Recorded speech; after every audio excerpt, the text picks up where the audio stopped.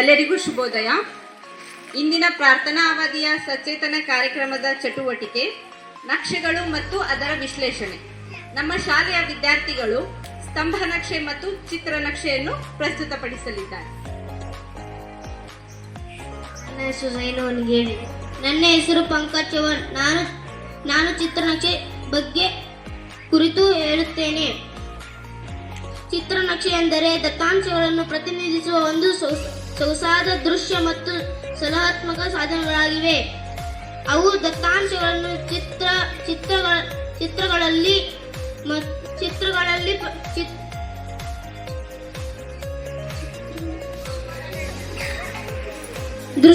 ಚಿತ್ರಗಳಿಂದ ಪ್ರತಿನಿಧಿಸುತ್ತವೆ. ಇದನ್ನು ಚಿತ್ರನಕ್ಷೆ ಎನ್ನುವರು.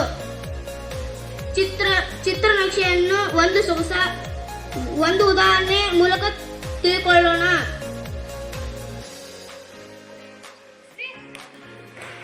ಒಂದು ವಾರದಲ್ಲಿ ಗಿನ್ನೋರಿಯ ಮಾಧ್ಯಮಿಕ ಶಾಲಾ ಗ್ರಂಥಾಲಯದಿಂದ ವಿದ್ಯಾರ್ಥಿಗಳು ಪಡೆದುಕೊಂಡ ಪುಸ್ತಕಗಳ ಸಂಖ್ಯೆಯನ್ನು ಈ ಚಿತ್ರನಕ್ಷೆ ತೋರಿಸುತ್ತದೆ.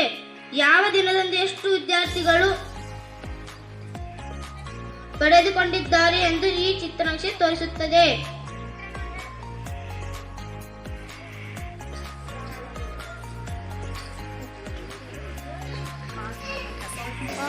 ಸೋಮವಾರ, ಮಂಗಳವಾರ, ಬುಧವಾರ, ಗುರುವಾರ, ಶುಕ್ರವಾರ, ಶನಿವಾರ ಪಡೆದುಕೊಂಡ ಪುಸ್ತಕಗಳ ಸಂಖ್ಯೆ.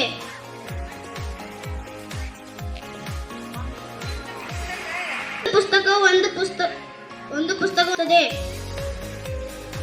ಸೋಮವಾರದಂದು ವಿದ್ಯಾರ್ಥಿಗಳು 1, 2, 3, 4, 5 ಪುಸ್ತಕಗಳನ್ನು ಪಡೆದುಕೊಂಡಿದ್ದಾರೆ. ಮಂಗಳವಾರದಂದು ವಿದ್ಯಾರ್ಥಿಗಳು 4 ಪುಸ್ತಕಗಳನ್ನು ಪಡೆದುಕೊಂಡಿದ್ದಾರೆ.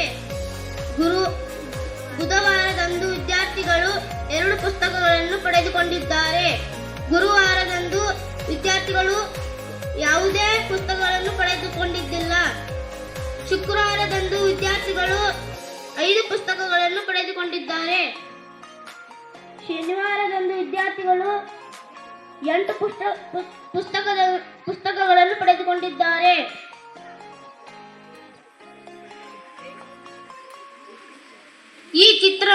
ಈ ಚಿತ್ರನಕ್ಷೆ ಮೂಲಕ ನಾವು ಪ್ರಶ್ನೆಗಳನ್ನು ಕೇಳಬಹುದು. ಯಾವ ದಿನ ಕನಿಷ್ಠ ಸಂಖ್ಯೆಯ ಪುಸ್ತಕಗಳನ್ನು ಪಡೆಯಲಾಗಿತ್ತು? ವಾರದಲ್ಲಿ ಪಡೆದುಕೊಂಡ ಒಟ್ಟು ಪುಸ್ತಕಗಳ ಸಂಖ್ಯೆ ಎಷ್ಟು? 24. ಯಾವ ದಿನ ಗರಿಷ್ಠ ಸಂಖ್ಯೆಯ ಪುಸ್ತಕಗಳನ್ನು ಪಡೆಯಲಾಗಿತ್ತು? ಧನ್ಯವಾದಗಳು. ಇನ್ನೊಬ್ಬ ವಿದ್ಯಾರ್ಥಿ ಸ್ತಂಭ ನಕ್ಷೆಯನ್ನು ಪ್ರಸ್ತುತಪಡಿಸಲಿದ್ದಾರೆ. ನನ್ನ ಹೆಸರು ವಿನಾಯಕ್ ಕುಂಬರ್. ನಾನು ಸ್ತಂಭ ನಕ್ಷೆಯ ಕುರಿತು ಹೇಳುತ್ತೇನೆ. ಮೊದಲನೆಯದಾಗಿ ಸ್ತಂಭ ನಕ್ಷೆ ಎಂದರೆ ದತ್ತಾಂಶಗಳನ್ನು ಅಡ್ಡವಾಗಿ ಅಥವಾ ನೇರವಾಗಿ ಸಮಾನ ಅಂತರದ ಮತ್ತು ಒಂದೇ ಆಯತದ ಸ್ತಂಭಗಳಲ್ಲಿ ಪ್ರತಿನಿಧಿಸುವ ನಕ್ಷೆಯನ್ನು ಸ್ತಂಭ ನಕ್ಷೆ ಎನ್ನುವರು. ಸ್ತಂಭ ನಕ್ಷೆಗೆ ಒಂದು ಉದಾಹರಣೆ ತಿಳಿದುಕೊಳ್ಳೋಣ. 6ನೇ ತರಗತಿಯಲ್ಲಿ ವಿದ್ಯಾರ್ಥಿಗಳ ಸಂಖ್ಯೆಯನ್ನು ದತ್ತಾಂಶದ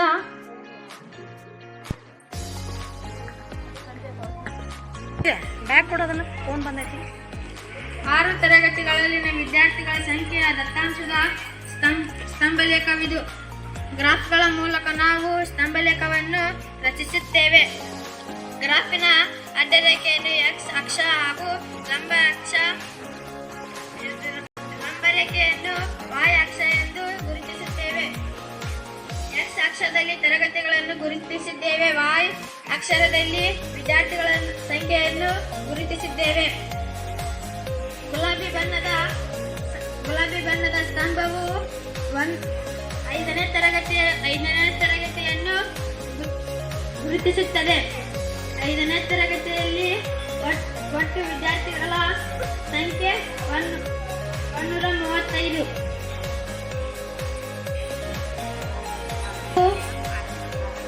ಬಣ್ಣವು 6ನೇ ತರಗತಿಯನ್ನು ಸೂಚಿಸುತ್ತದೆ. ಒಟ್ಟು ವಿದ್ಯಾರ್ಥಿಗಳ ಸಂಖ್ಯೆ 120. ನೀಲಿ ಬಣ್ಣದ ಸ್ತಂಭವು ತರಗತಿಯನ್ನು ಸೂಚಿಸುತ್ತದೆ. 7ನೇ ತರಗತಿಯಲ್ಲಿ 95 ವಿದ್ಯಾರ್ಥಿಗಳಿದ್ದಾರೆ. ಕೆಂಪು ಬಣ್ಣದ ಸ್ತಂಭವು ತರಗತಿಯನ್ನು ಸೂಚಿಸುತ್ತದೆ.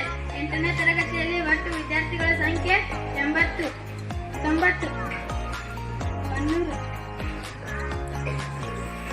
ಹಸಿರು ಬಣ್ಣದ ಸ್ತಂಭವು 9ನೇ ತರಗತಿಯನ್ನು ಸೂಚಿಸುತ್ತದೆ. 9ನೇ ತರಗತಿಯಲ್ಲಿ 90 ವಿದ್ಯಾರ್ಥಿಗಳಿದ್ದಾರೆ. ಕೇಸರಿ ಬಣ್ಣದ ಸ್ತಂಭವು 10ನೇ ತರಗತಿಯನ್ನು ಸೂಚಿಸುತ್ತದೆ. 10ನೇ ತರಗತಿಯಲ್ಲಿ 10 ವಿದ್ಯಾರ್ಥಿಗಳು. ಈ ಮೂಲಕ ನಾವು ಪ್ರಶ್ನೆಗಳನ್ನು ಸಹ ಕೇಳಬಹುದು. ಯಾವ ತರಗತಿಯಲ್ಲಿ ಅತಿ ಹೆಚ್ಚು ವಿದ್ಯಾರ್ಥಿಗಳಿದ್ದಾರೆ? 6ನೇ ತರಗತಿಯಲ್ಲಿ ಎಷ್ಟು ವಿದ್ಯಾರ್ಥಿಗಳಿದ್ದಾರೆ? ಒಟ್ಟು ತರಗತಿಗಳಲ್ಲಿನ ವಿದ್ಯಾರ್ಥಿಗಳ ಸಂಖ್ಯೆ ಎಷ್ಟು?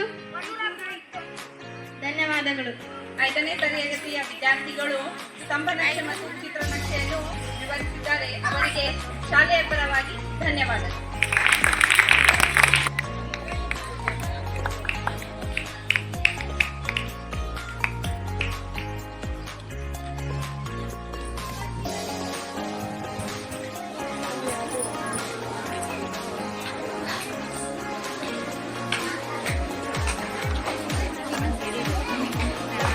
ಅವ್ರು ಹೇಳುವ